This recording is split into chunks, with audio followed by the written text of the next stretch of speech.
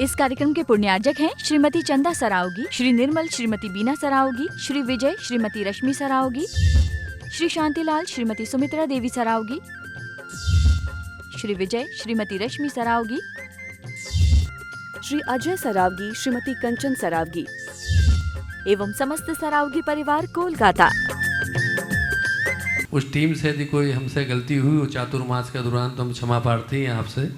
दूसरा महाराज जी, यजमान बनाने का जो पुण्य जो मिला वो मिला, लेकिन इसको अक्षुण्ण बनाए रखने के लिए हम क्या करें कि ऐसा पुण्य सदा आपका हमें आशीर्वाद भी मिलता रहे और पुण्य भी हमारा बना रहे। मुकेश भाई, निश्चित तुम भाग्यशाली हो कि तुम्हें यजमान बनने का अवसर मिला, और मुझे तो लगता है यजमान क्या बने, अब तो तुम नेशनल फिगर हो गए। पूरे यजमान और पूरे नवरत्नों को सारा विश्व जानने लगा, है ना। तो ये अच्छी चीज़ है, पर मैं अब चाहता हूँ यजमान तो बन गए, अब ऐसा बनो कि लोग तुम्हारे यजमान बने।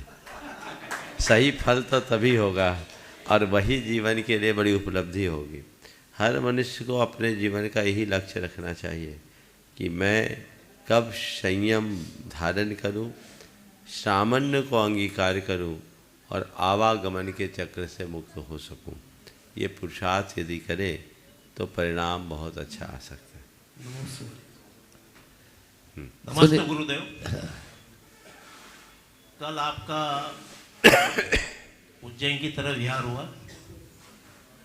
अब जब आप आए थे, जो मन में उत्साह था, कल ऐसा कुछ लग रहा था कि कुछ खालीपन लग रहा है, मन को मतलब अच्छा नहीं लग रहा था। दूसरा महाराज जी, आप करीब 6 महीने इंदौर में रहे, श्रावकों ने काफ़ी भक्ति भाव करे।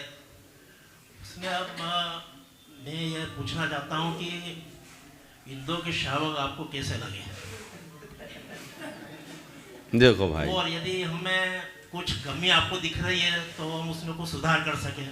अब आपने ऐसा सवाल किया है कि लोक में तो एक चलन है, अच्छा ना लगे तो भी अच्छा बोलना पड़ता है ना। तो अगर आप किसी से ऐसा सवाल करोगे तो वो तो यही बोलेंगे कि भाई अच्छे ही है, और मैं तो अच्छा ही कहूँगा।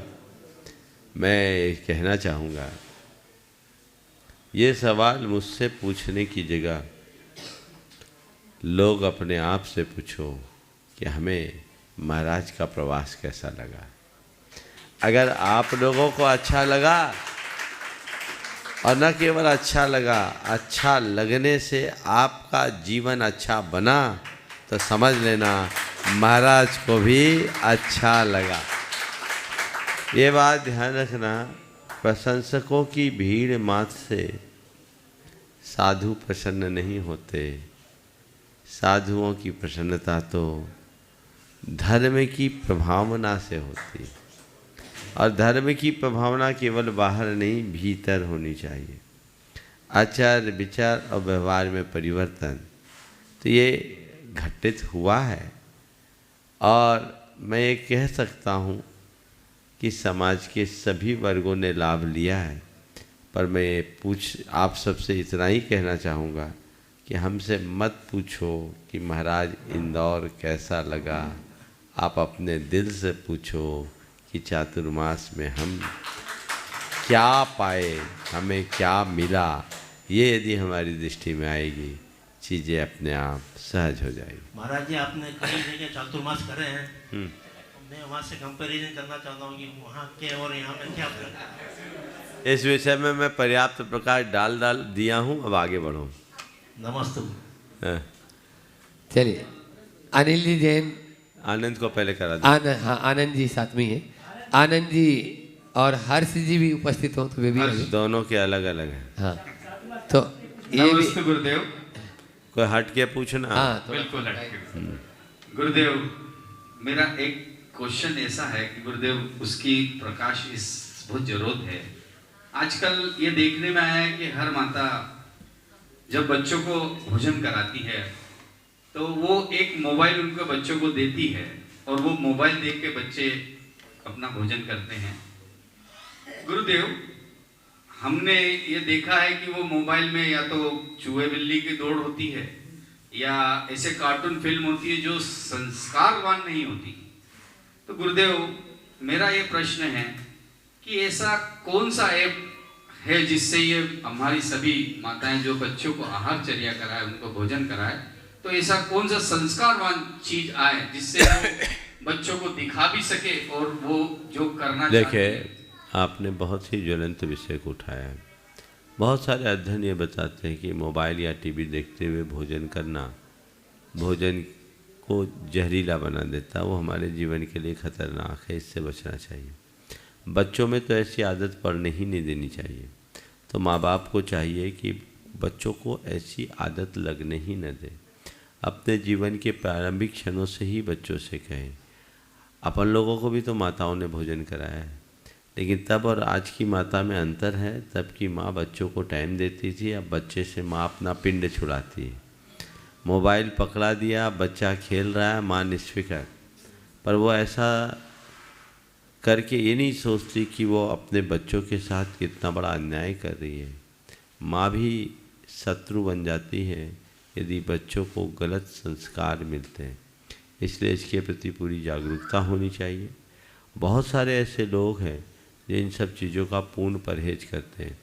मेरे संपर्क में कुछ लोग तो ऐसे भी हैं जो मल्टीनेशनल कंपनीज में हैं, लेकिन वो अपने बच्चों के खातिर घर में स्मार्टफोन का उपयोग ही नहीं करते, ये बेसिक फ़ोन का उपयोग करते हैं। कुछ लोग तो ऐसे भी जो इंटरनेट का ऑफिस से बाहर प्रयोग नहीं करते।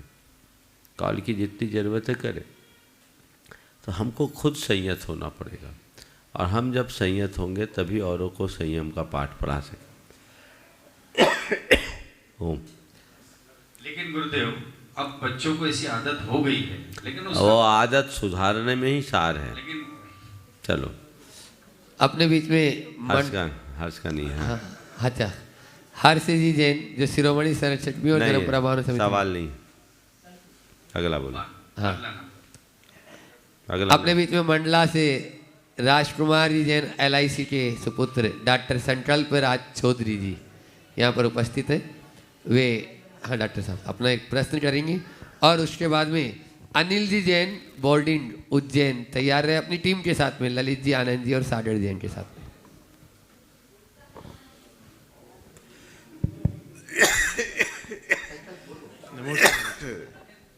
नमस्ते महाराज जी। महाराज जी, मेरे दो सवाल हैं। पूछो। हाँ, पहला सवाल तो महाराज जी यही है कि अभी जो ये महाकुंभ चल रहा है, इसमें जैन दृष्टिकोण क्या है? देखिए, महाकुंभ भारत का एक पुरातन अनुष्ठान है, धार्मिक पर्व है, और जिस परंपरा में ऐसा विश्वास है उस परंपरा में लोग बड़ी श्रद्धा आस्था के साथ आते हैं। और आस्था का विषय है। हर धर्म में अपनी अपनी मान्यता है, उसके हिसाब से लोग आते हैं और करोड़ों की तादाद में लोग आते हैं। तो मैं ये कहूँगा कि इससे भारतीय संस्कृति की विविधता और भारतीय संस्कृति की विरासत का बोध होता है। इसमें हमेशा लोक दृष्टि से देखें, हर धर्म की अपनी अपनी मान्यताएं। जैन धर्म की अपनी मान्यता है। जैन धर्म अध्यात्म की गंगा में डुबकी लगाने की बात करता है, और ये चूँकि संगम तट पर जो एक मान्यता है अमृत के बूंदों के गिरने की, और लोग उसी भावना से प्रेरित होकर के उसको लाभ लेते हैं। तो हमें हर परंपरा की धार्मिक मान्यताओं को केवल धार्मिक मान्यता और उनकी आस्था की दृष्टि से देखना चाहिए। उसमें अपना अभिमत प्रकट करना कतई उचित नहीं। महाराज जी, एक और प्रश्न है कि ईमानदारी से मेहनत करके पूरी जीवन सही तरीके से काम करने के बाद भी कई बार ऐसा होता है कि एक बार परेशानियाँ आनी चालू होती हैं और वो सॉर्ट आउट होने के पहले नई परेशानी खड़ी हो जाती है, और ऐसे में हताशा से बचने के लिए भावना योग और धर्म, अभिषेक, पूजन सब कुछ करने के बाद और क्या करना चाहिए? सबसे पहली बात तो, अगर सब कुछ अच्छा करने के बाद भी अगर कठिनाइयाँ आ रही हैं तो समझना ये कठिनाइयाँ नहीं आ रही, अपने जीवन को पकाने का अवसर आ रहा है। समझ गए? मिट्टी जब तक हवा की आँच में नहीं पकती तब तक घड़ा नहीं बन पाता। हमें पकना हो। इन सब चीज़ों को परेशानी मानकर, कठिनाई मानकर कभी मत घबराना। ऐसी चीज़ों को अपने लिए एक अच्छा अवसर मानकर स्वीकार करो और अपने मन को मजबूत बनाओ कि मैं सही हूँ तो चाहे जो हो परिणाम अच्छा हो। और ऐसी दृष्टि अगर बना करके चलेंगे तो कहीं से किसी भी प्रकार की कठिनाई नहीं हो पाएगी। तो हमें वैसी दृष्टि और वैसी भावना बना करके चलना चाहिए जो हमारे जीवन को बेहतरी प्रदान कर सके और हम अपने जीवन को आगे बढ़ाएं। नमस्ते महाराज जी। भावना है ये भी आपके अंदर सकारात्मकता विकसित करेगी। आत्मविश्वास वह ताकत है जो हर समस्या का समाधान निकाल सकती है। नमस्ते महाराज जी।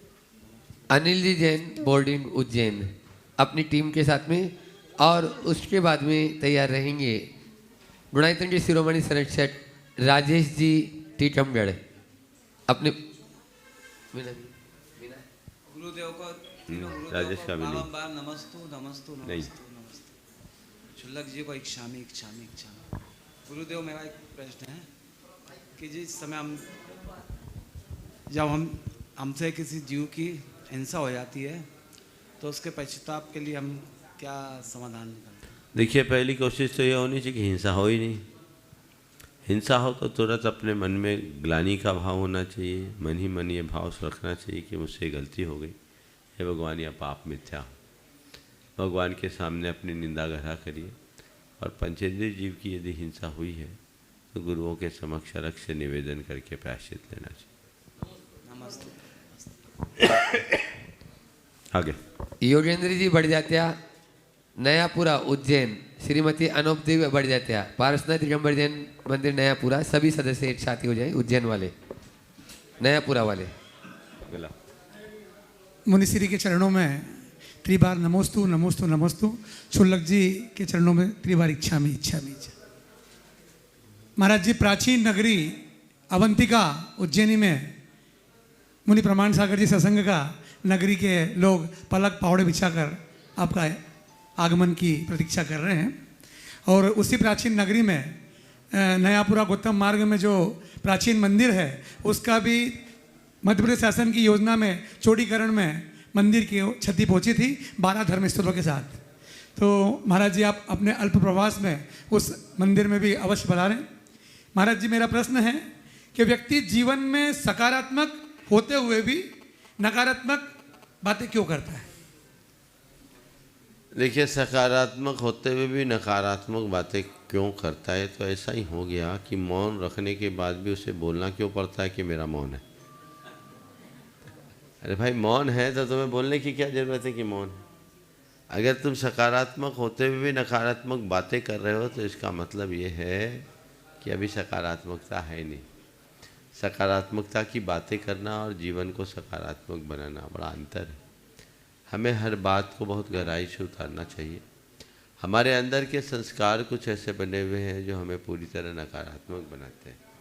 कि जब तक हम उन संस्कारों पर विजय नहीं प्राप्त करते तब तक अपने जीवन में सकारात्मकता विकसित नहीं कर सकते। इसलिए हमें चाहिए कि हम हर पल एक ही बात का विचार करें कि मुझे सकारात्मक रहना, मुझे सकारात्मक रहना, मुझे सकारात्मक रहना। यही हमें आगे बढ़ा सकेंगे और अपने जीवन को बेहतर बनाने में सहायक बनेगा। नमोस्तु महाराज। अनूप देवी जी भी कर रही, हाँ बोले जल्दी।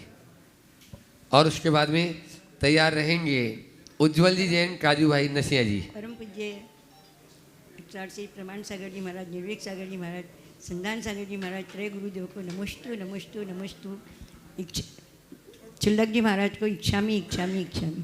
गुरुदेव, प्रश्न है, वक्त बता सकता है आपके पास कितनी दौलत है, लेकिन दौलत नहीं बता सकती है कि आपके पास कितना वक्त है। बहुत कृपया सुंदर, शंका का समाधान। बिल्कुल सही वाक्य है। वक्त बता सकता है कि आपके पास कितनी दौलत है, पर दौलत नहीं बता सकती कि आपके पास कितना वक्त है। बस इस बात को समझो और दौलत से ज़्यादा वक्त का महत्व समझो और वक्त रहते अपने आप को संभाल लो ताकि ये दुविधा दूर हो सके।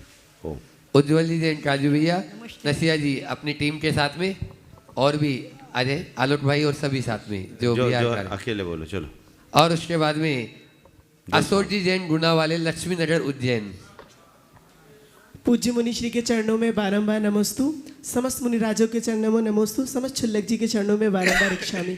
महाराज जी, मेरा प्रश्न है कि प्रायः कर देखा जाता है कि अगर हमसे कोई गलती हो जाए जो हमें पता हो तो हम उसका प्रायश्चित लेके समाधान कर सकते हैं, परंतु कभी कभी ऐसी योजना बनती है, ऐसी परिस्थिति बनती है जब हमें पता नहीं होता है कि हमसे कोई गलती हुई है, या कह सकते हैं कि हमसे गलती नहीं होती, कोई दूसरा व्यक्ति हमारे खिलाफ सामने वाले के मन में ऐसी भूमिका बना देता है कि हमें गलत समझने लगते हैं। तो उस परिस्थिति में तो महाराज श्री हम क्षमा याचना भी नहीं कर सकते, प्रायश्चित भी नहीं ले सकते, तो उस परिस्थिति को कैसे हम आप समझ करें? पहला काम, गलती करो मत। और ऐसा लग रहा है कि हमने गलती की तो सामने वालों के पास जाकर खुद अपनी गलती प्रकट कर दूँ। हमने तो एक ही बात सुनी है, जो गलती करता है वो हमेशा सशंकित रहता है, और जो गलती नहीं करता वो हमेशा निडर रहता है। अगर मैंने कोई गलती की ही नहीं तो हम अपने मन में शंका क्यों रखें? फिर ये क्यों बोले कि सामने वाले ने मेरे बारे में ऐसा कह दिया, ऐसा कर दिया, उनने उनके कान भर दिए तो भर दिए।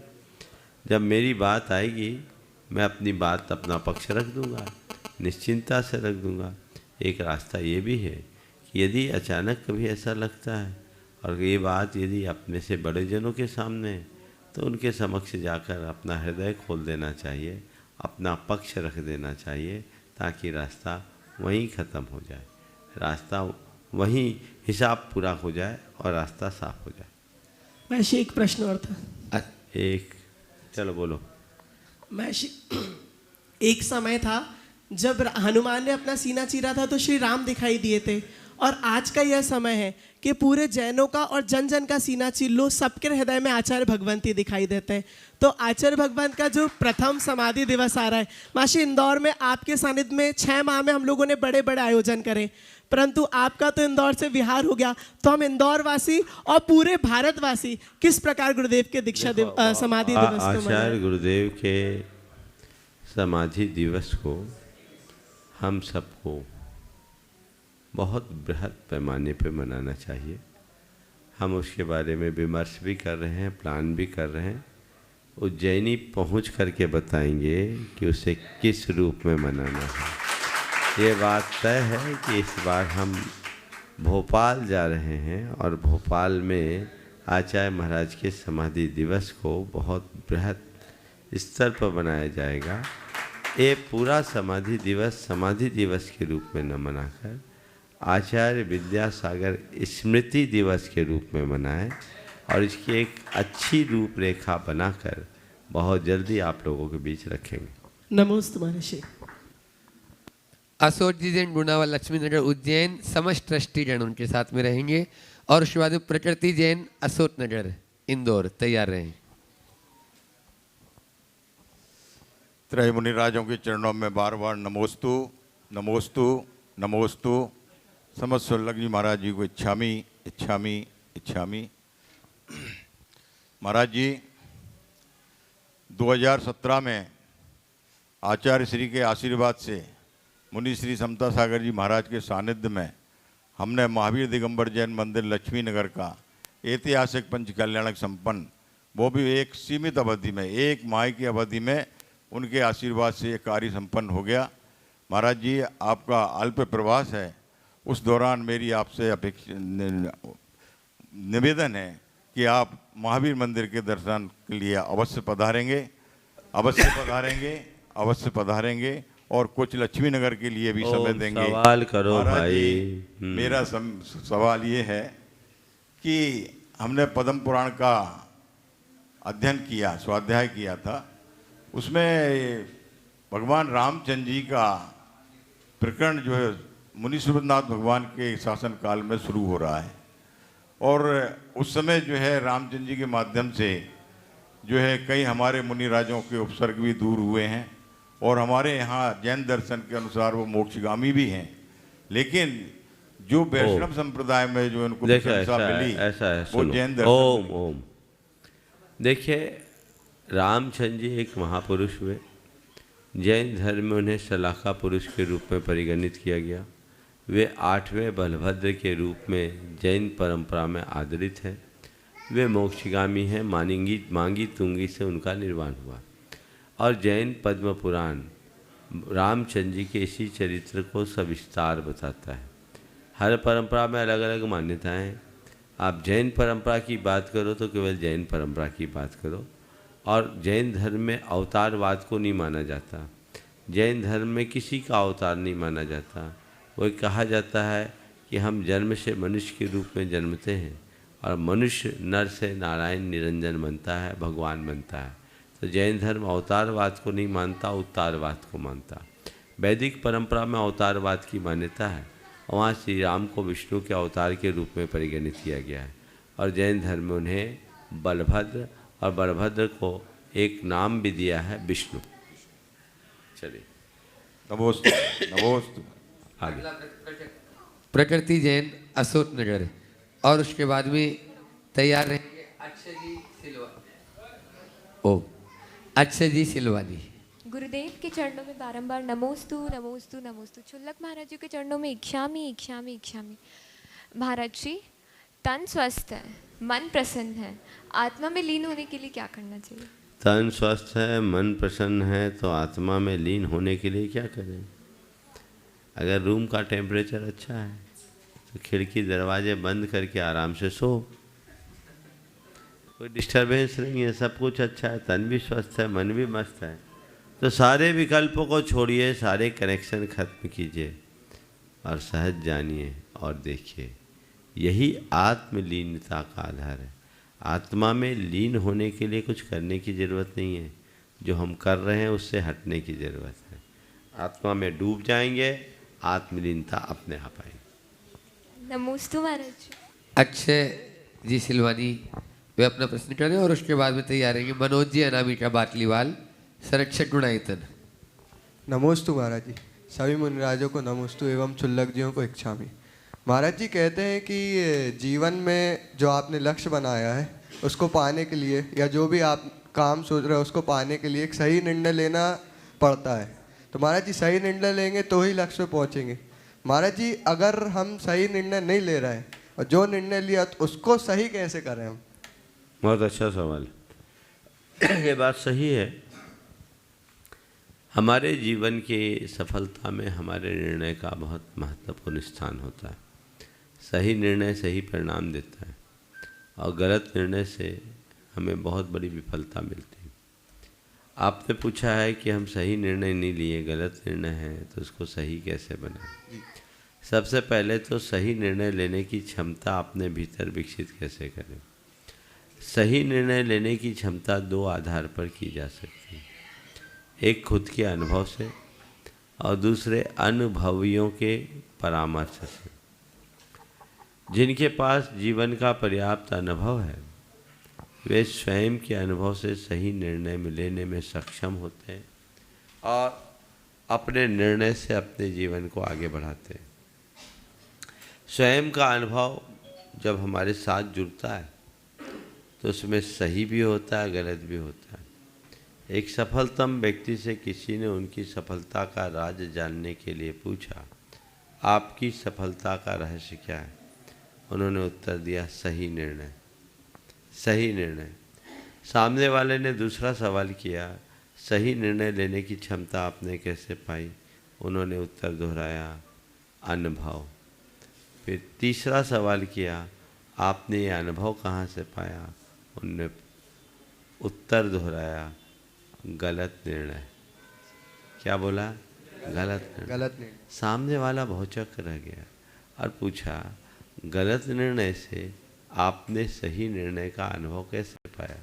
उन्होंने कहा, मैंने अपने हर निर्णय की समीक्षा की और जब जब गलती की तय कर ली कि इस सिचुएशन में अब ऐसी बात की पुनरावृत्ति कभी नहीं करूँगा, मैं इससे बचूँगा। नतीजा, मैं सही निर्णय लेने में समर्थ हो गया। तो यदि व्यक्ति सही दृष्टि रखता है तो गलत निर्णय से भी सही निर्णय लेने का अनुभव प्राप्त कर सकता है। तो पहले स्वयं के अनुभव से हम बहुत कुछ सीखें, लेकिन बहुत सारे लोग हैं जो अपने जीवन में घटने वाली घटनाओं से कोई अनुभव नहीं लेते और ऐसे लोग अपना संपूर्ण जीवन यूं ही खो देते हैं। तो खुद के अनुभव से करें, और जो इतना अनुभव नहीं रखते उन्हें अनुभवियों से परामर्श लेकर निर्णय करना चाहिए। खासकर तुम जैसे बच्चों के लिए मैं कहूँगा, अभी तुम लोगों को जीवन का अनुभव विशेष नहीं है, क्योंकि 8 साल तक तो बच्चा होश ही नहीं संभालता ढंग से, और आज के समय में व्यवहारिक क्षेत्र में तुम जैसे बच्चे ज़्यादा एक्टिव नहीं रहते, तो जीवन का अनुभव नहीं है। तो माता पिता और परिवारजनों के अनुभवों का लाभ लेना चाहिए और उनके अनुभव को देखते हुए आगे बढ़ने का प्रयास करना चाहिए, पहली बात। दूसरी बात, अनुभव और अनुभवियों के संसर्ग से हम सही निर्णय लें। गलत निर्णय हो तो भी अपने अंदर आत्मविश्वास होना चाहिए। यदि मनुष्य के अंदर आत्मविश्वास हो तो गलत निर्णय का भी सही परिणाम निकाला जा सकता है। अपने आप को अंदर से स्ट्रॉन्ग बनाए। कोई गलत निर्णय लिया लेकिन गलत निर्णय का भी हम सही परिणाम निकाल सकते हैं। ऐसे बहुत सारे लोग हैं जिन्हें गलतियां करने के बाद भी उससे सीख लेते हुए अपने आप को संभाला और अपने गलत निर्णय से भी सही परिणाम निकाला। सर हरि सिंह गौर का नाम आप लोगों ने सुना होगा। ऐसा कहते हैं कि वो बैरिस्टर थे, सागर का विश्वविद्यालय उन्हीं ने बनवाया, अपनी सारी संपत्ति लगाई। उनके विषय में ऐसा कहा जाता है कि वो जीवन भर कोई केस नहीं हारे।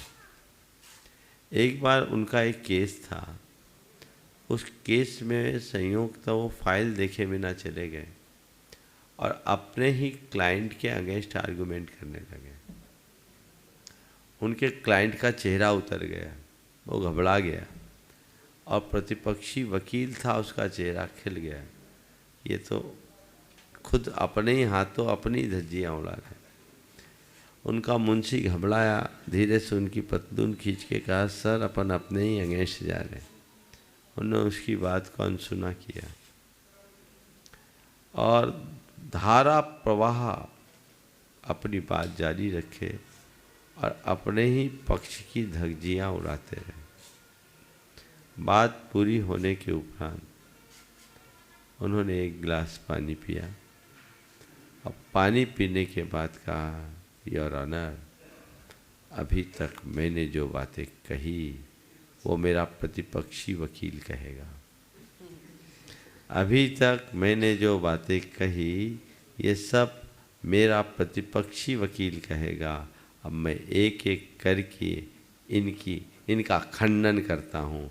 और उन्होंने अपनी ही बात का खंडन किया और केस जीत गए। एक कॉन्फिडेंस होना चाहिए। गलत हो गया, गलती कर दी, गलती करने से गलतियाँ नहीं सुधरती। अब गलती तो कर दी, लेकिन इस गलती का नुकसान कम से कम कैसे हो, जिसको आप लोग बोलते हैं डैमेज कंट्रोल, वो हमें करने की कोशिश करनी चाहिए। अपना कॉन्फिडेंस लेवल बहुत स्ट्रॉन्ग बनाना चाहिए, अपने अंदर सकारात्मकता को विकसित करना चाहिए, तो हम अपनी गलतियों से भी बहुत कुछ सीखने में समर्थ बन सकते। नमोस्तु महाराज। मनोज अनामिका जी बाटलीवाल संरक्षक गुणायतन, और उसके बाद में तैयार रहेंगी जादूगर परिवार से नीलम जी जैन सुखदेव नगर। हम सबके आराध्य परम पूज्य गुरुदेव के पावन चरणों में त्रिबार नमोस्तु नमोस्तु नमोस्तु।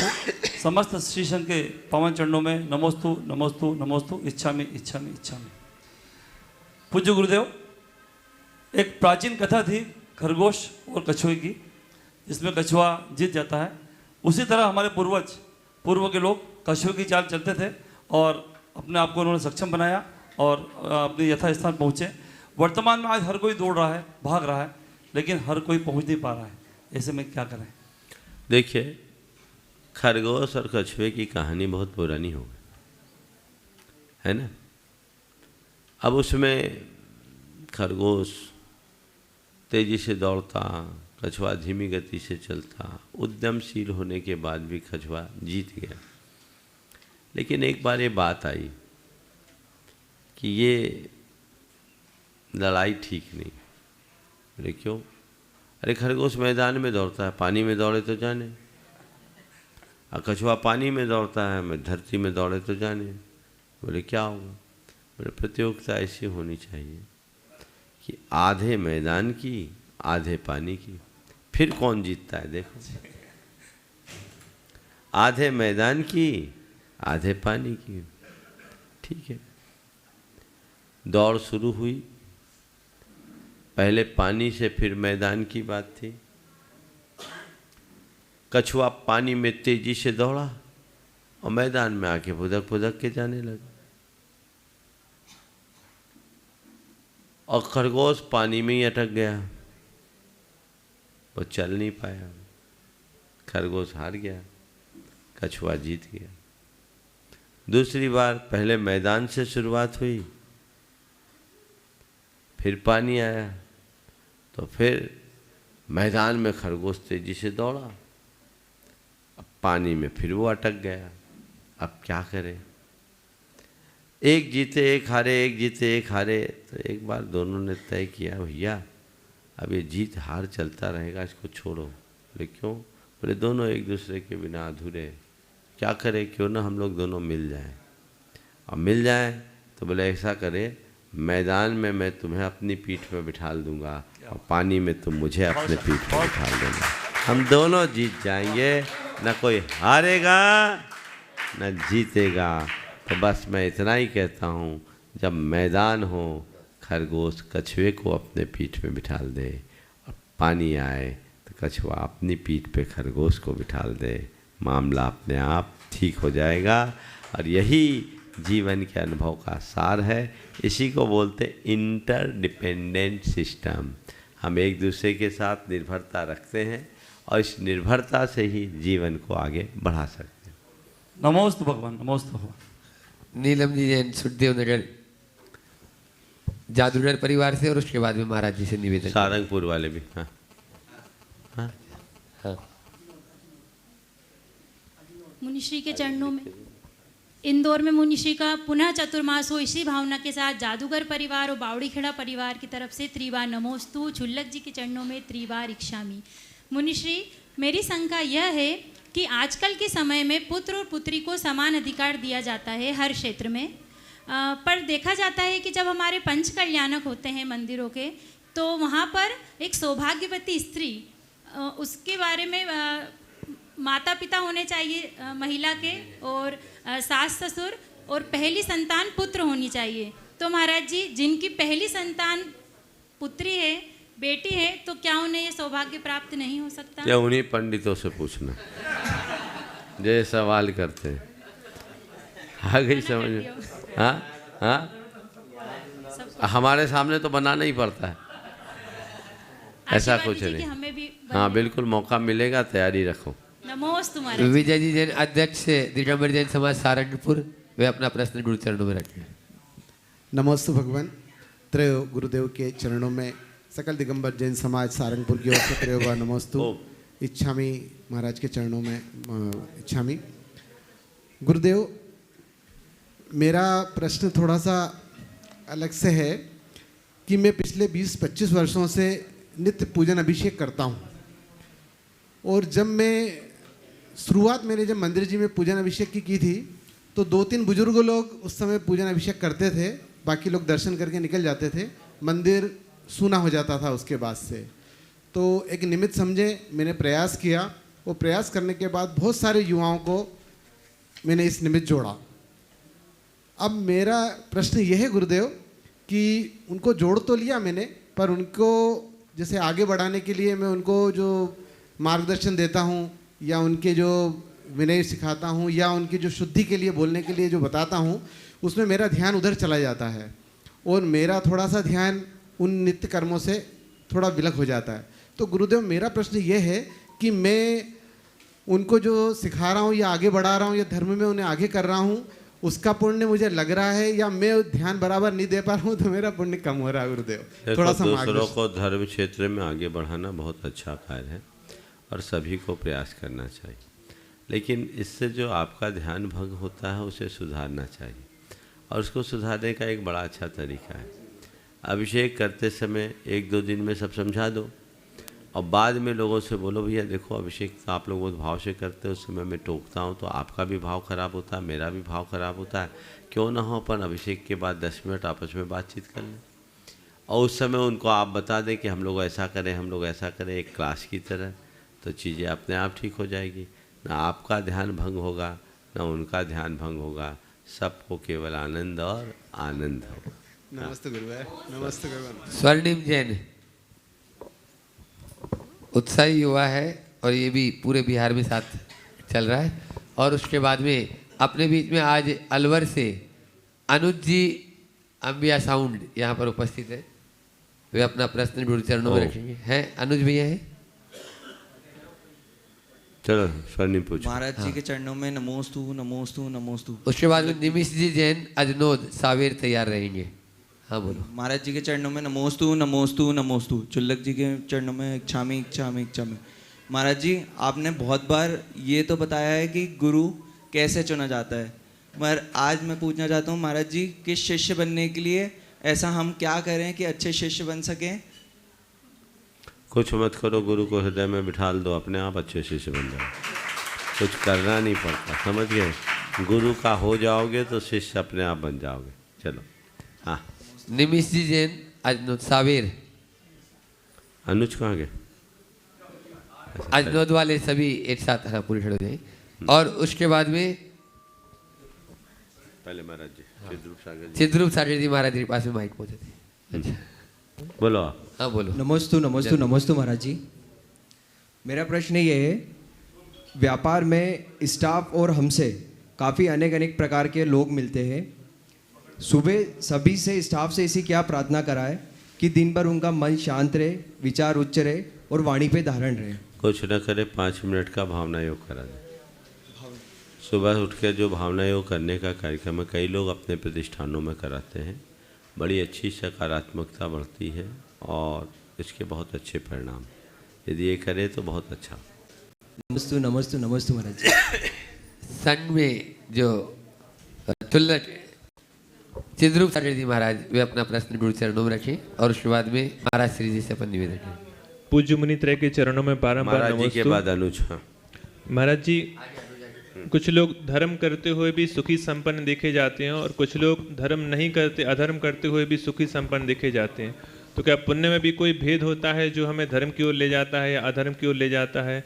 और ऐसा पुण्य हम कैसे बंद करें जो धर्म की ओर ही ले जाए, और इनमें से कौन सा उपाय है? नमोस्तु महाराज। महाराज जी ने पूछा है कि कुछ लोग धर्मी होकर के भी दुखी रहते हैं, सुखी संपन्न सुखी। अच्छा, एक धर्मी भी सुखी संपन्न और एक अधर्मी भी सुखी संपन्न। अच्छा सवाल है। दोनों सुखी संपन्न है तो धर्म की विशेषता क्या है? आपका पूछने का सार यही। मैं ये कहूँगा कि धर्मी और अधर्मी सुखी संपन्न दिखते हैं, पर अगर गहराई से उतरोगे तो धर्मी सुखी संपन्न होगा और अधर्मी सुखी संपन्न दिखेगा। सुखी संपन्न होना और सुखी संपन्न दिखना, इसमें बड़ा अंतर है। पुण्य के प्रभाव से बाहर का ठाट बाट दिखता है, लेकिन अंदर की प्रसन्नता तो धर्म के प्रभाव से ही फलती है। तो धर्मी के चित्त में जो प्रसाद भाव होगा वो अधर्मी चाहे उसके पास कितना भी पुण्य क्यों ना हो वो नहीं होगा, वो अंदर से संतापग्रस्त होगा। इसलिए एक बात सदैव ध्यान रखना, धर्म का पुण्य से ऊंचा स्थान है। पुण्य वैभव देता है और धर्म संतुष्टि देता है। वैभव तृष्णा को जन्म देता है और संतुष्टि में आनंद फलता है। इसलिए अधर्मी फैलता हुआ दिख जाएगा पर फलेगा नहीं, और धर्मी सिकड़ा हुआ दिखेगा पर फलेगा। समझ गए? इसलिए हमें पुण्य की अपेक्षा धर्म पर भरोसा करना चाहिए जो हमारे अंतरंग का तत्व है। हाँ महाराज जी पूछो, उससे पहले अनुज एक बार सवाल कर ले। अनुज अंबिया साउंड, एक बार जोरदार ताली बजा दीजिए। जो आप देख रहे हैं पूज्य महाराज श्री जी की ध्वनि को प्रसारित करने में कई वर्षों से अपना योगदान दे रहे हैं, ऐसे अनुज जी अपने बीच में हैं और अब वे अपना प्रश्न गुरु चरणों में करें, उसके बाद में अपन महाराज जी से निवेदन। नमोस्तु गुरुदेव। प्रश्न मेरा बहुत सरल है, पूछने लायक तो नहीं है, जिस प्रकार नोटों की पेटी को बेटी कहा जाता है, तो बेटे को क्या कहा जाता है? नोटों की पेटी को बेटी कहा जाता है, तो फिर बेटे को क्या कहा जाता है? नोटों की पेटी को बेटी कहा जाता है। आम जीवन में सुनने में बहुत आया है। पेटी की बेटी, नोटों की पेटी को बेटी, हाँ, फिर बेटे को क्या कहा जाता है? नोटों की पेटी यानी बक्से को बेटी कहते, कहाँ कहा लक्ष्मी जाता? स्वरूप कहते हैं उन्हें। कहाँ कहते? तुम्हारे अलवर में कहते हो? हाँ, पहले समझो, आज पहली बार सुना मैंने। हाँ, सुनो, तुम्हारे सवाल को संशोधित कर दूं कि एक धनपति को लक्ष्मी पुत्र कहा जाता है। लक्ष्मी पुत्री आज तक तो नहीं कहलाई, फिर तुम्हारे सवाल की संगति कैसे बैठेगी भाई? पहले सवाल को ही रिवाइज करना होगा। हमने तो कहीं नहीं सुना कि नोटों की पेटी को बेटी कहा जाए। हाँ हाँ, नहीं, वो तो अगर कहीं कहा नहीं गया, लेकिन चलो थोड़ी देर के लिए तुम्हारी बात मान लेते हैं। तुम जैसे कुछ लोग नोटों की पेटी को बेटी कहते हैं, तो मैं कहूँगा नोटों के कोठे को बेटा कहो। मामला ऐसा कर लो तो बढ़ जाएगा। लेकिन ये बात ध्यान रखने का है, ध्यान रखने की है, लक्ष्मी पुत्रों की चर्चा तो सब जगह है। कहीं लक्ष्मी पुत्री देखा? लक्ष्मी दिख जाएगी, लक्ष्मी पुत्री। हमें समझ में नहीं आया लक्ष्मी ने पुत्री क्यों नहीं पैदा की। लक्ष्मी के सब पुत्र ही क्यों हुए? ये एक अहम सवाल है। जो अभी बहन जी कह रही थी ना, पहला बेटा बेटा है, तो लक्ष्मी भी पुत्र ही पैदा किए, पुत्री हुई नहीं लोक में। तो ये चीज़ें ऐसी हैं जो हमारी सांस्कृतिक परंपरा में है, हमें उसको उस तरीके से देखना और समझना चाहिए। आप सबकी ओर से और मैं अपनी ओर से महाराज श्री चरणों में नमोस्तु निवेदित करते हुए कि वे भी अपनी संख्या के माध्यम से हम सबको ज्ञान की गंगा में अवधान करने का अवसर प्रदान करें। और समय रहा तो उसके बाद में सजल जैन करेली तैयार है। मुनि श्री को नमोस्तु करते हुए एक प्रसंग सुना था महाभारत का, कि महाभारत का युद्ध पूर्ण हुआ, कौरवों की पराजय हुई और पांडवों की विजय हुई। और जब पांडव विजय हुए तो अर्जुन जिस रथ पर सवार था, वह रथ वापस जब पहुंचा हस्तिनापुर में, तो अर्जुन के रथ के सारथी श्री कृष्ण थे। अर्जुन ने सोचा मैंने इतना बड़ा महाभारत का युद्ध जीता, निश्चित मुझे सम्मान मिलना चाहिए। और श्री कृष्ण उतर करके मुझे आह्वान करेंगे और नीचे उतारेंगे। लेकिन श्री कृष्ण उस रथ से नहीं उतरे और उन्होंने अर्जुन को आदेश दिया, अर्जुन रथ से उतर जाओ। अर्जुन को मन में बड़ा बुरा सा लगा कि मुझे पहले उतरने के लिए कहा जा रहा है। फिर भी श्री कृष्ण का आदेश था तो सिर माथे करते हुए अर्जुन उस रथ से उतरा। और अर्जुन के उतरने के बाद श्री कृष्ण जैसे उस रथ से उतरे, कुछ ही क्षणों में वह रथ धू धू करके जलने लगा।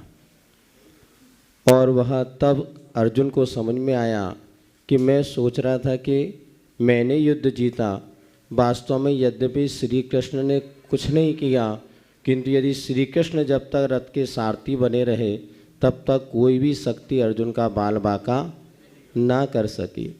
निश्चित है संसारी प्राणी किसी कार्य की पूर्णता होने पर उसका श्रेय या सफलता का श्रेय चाहता है।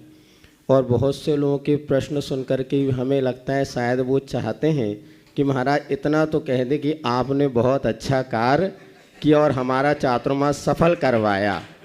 वास्तव में चातुर्मास या किसी भी कार्य की सफलता में किस तरह से हमें अपने विचार रखना चाहिए जिससे कि हमारा जीवन जो है विकसित हो, ना कि पतन की ओर जाए, आप बता के कृतार्थ करें। नमोस्तु मेरे। देखिए महाराज जी ने बहुत ही गंभीर सवाल यहाँ रखा है।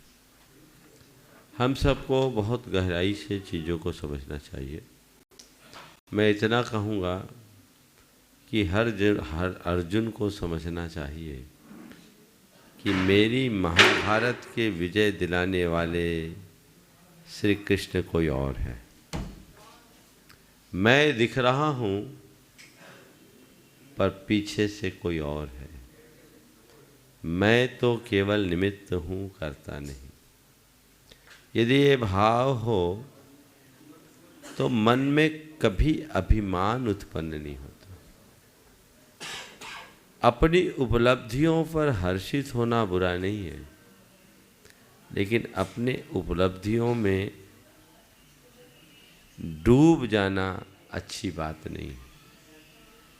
अपने जीवन में कभी भी कोई भी उपलब्धि अर्जित करो, उसका श्रेय औरों को देना सीखो। जब हम अपनी उपलब्धियों का श्रेय औरों को देते हैं तो हमें दो लाभ मिलता है। एक अभिमान गलता है, दूसरी आसक्ति मिटती है। अभिमान और आसक्ति इन दोनों के मिट जाने से जीवन में सरलता आती है। इसलिए हम सरलता को आत्मसात करके चलने की कोशिश करें। हम लोगों की ये दुर्बलता है, बल्कि बड़ी कमी है कि हम थोड़ा सा भी कुछ पाते हैं तो बौरा जाते हैं। हमें उस भूल से बचना चाहिए और संपूर्ण जीवन में इसे एक मंत्र के रूप में आत्मसात करना चाहिए, तो निश्चित बहुत अच्छा होगा। जहाँ तक चातुर्मास का सवाल है, तो चातुर्मास के संदर्भ में मैंने अनेक बार बोल दिया और इसीलिए मैं बात टाल रहा था कि एक ही बार बार बोलना ठीक नहीं है, लेकिन आप लोगों को वही बात सुनने में ज़्यादा आनंद आता है। अरे भैया, मैं बार बार कहूँ तो ये भी गड़बड़ है। लोग कहेंगे महाराज अपनी मुंह से अपनी प्रशंसा कर रहे हैं।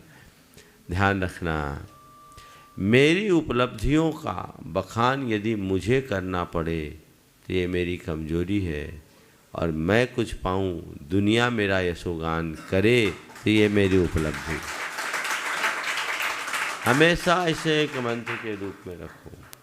हम कितनी भी बड़ी उपलब्धि करें, अपने मुंह से क्यों बोलें? हीरा मुख से ना कहे, बोलो। सब तो जानते हैं, लेकिन फिर भी आज हीरा की बात तो जाने दो, कांच भी अपना मूल्य बोलने लगा है। तो इससे क्या होगा?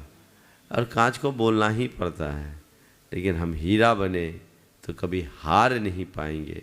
वो हमारे जीवन को बेहतर बनाएगा और वो हमारे जीवन की उपलब्धि का आधार बनेगा। इंदौर का ये चातुर्मास संपन्न हुआ, एक लंबा प्रवास हुआ। चातुर्मास नहीं, 6 मास हो गए। कल 17 तारीख है, कल पूरे 6 महीने हो जाएंगे। 17 जुलाई से 17 जनवरी सावेर है सवेरे। कल उज्जैन नहीं, कल इंदौर ही है। और फिर कल शाम को लगभग तपोभूमि के निकट पहुंचेंगे। कल प्रातःकाल सांवेर के महाविद्यालय में जो है अभी आपको बता दी जाएगी। शाम को सांवेर से कुछ तपोभूमि से कुछ पूर्व जो स्थान में आप लोग ठहराएंगे वहाँ ठहरेंगे। परसों प्रातःकाल तपोभूमि उज्जैनी एक धार्मिक सांस्कृतिक नगरी रही है। जैन संस्कृति से भी उसका बड़ा गहरा संबंध है। बहुत सालों से उज्जैन के लोग प्रयासरत रहे थे, अब उनका सुयोग बन रहा है और आगामी 19 तारीख को ये लाभ उज्जैन वालों को प्राप्त होगा। बोलिए परम पूज्य आचार्य गुरुवर श्री विद्यासागर महाराज। जय जय जय। बोले परम पूज्य मुनि श्री प्रमाण सागर जी महाराज की जय। आज का रात्रि विश्राम का कार्यक्रम नहीं है, कल की आहारचर्या शासकीय महाविद्यालय सावेर में है और कल का सायंकालीन संकाशमधर तपोभूमि से कुछ पहले होगा और परसों